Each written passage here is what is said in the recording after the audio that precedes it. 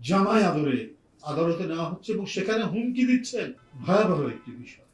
এই স্পর্ধা তার পাচ্ছেন কিভাবে? কি বলে যে আবু সাইদ, শিশু বাচ্চা থেকে শুরু করে এদের রক্ত নিংড়ে নেওয়ার পরেও ওদের ক্রোধ, ওদের ক্ষোভ, ওদের প্রতিশোধ কোনটাই যেন থামছে না। প্রকাশ্য আদালতে দাঁড়িয়ে তারা যে সমস্ত হুমকি দিচ্ছে, এটা তো ভয়াবহ একটি বিষয়। এই স্পর্ধা তার পাচ্ছেন কিভাবে? বন্ধুরা, ভারতে পলাতক হাসিনা একের পর এক হুঙ্কার দিচ্ছে। জুলাই আগস্টে শাহজাহান খান গংরা আদালতে এসে সরকারকে দেখে নেওয়ার হুমকি দিচ্ছে, আদালতকে ভেঙচি কাটছে, পুলিশকে থোড়াই কেয়ার করছে।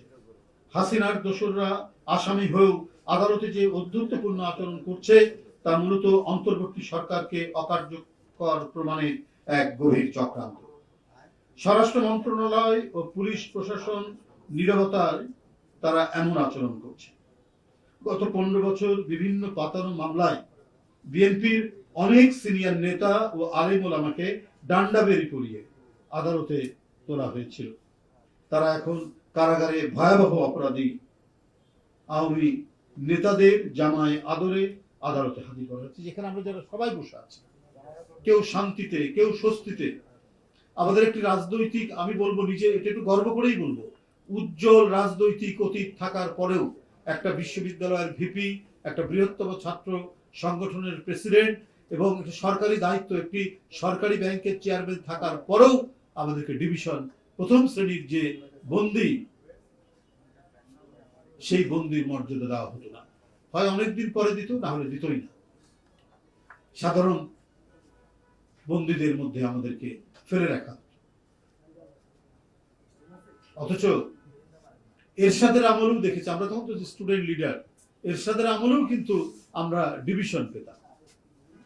আর আমাদের যারা পরবর্তী যারা নেতা, তারাও গুরুত্বপূর্ণ, কেউ এমপি ছিলেন, কেউ গুরুত্বপূর্ণ নেতৃত্বে ছিলেন, তাদেরকে মানে হাতে হাত করা পড়িয়ে তাদেরকে তোলা হতো।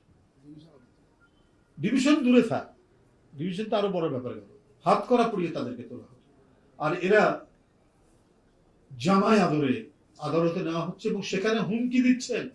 সেখানে স্বাধীনতার ঘোষক শহীদ জিয়া, গণতান্ত্রিক আন্দোলনের যিনি এক অকুতোভয় সিপাহ সালার দেশনেত্রী বেগম খালেদা জিয়া, দেশের জন্য, দেশের মানুষের জন্য, গণতন্ত্রের জন্য যিনি আজকে জীবন মরণ অসুস্থতায় ভুগছেন, তার নামে,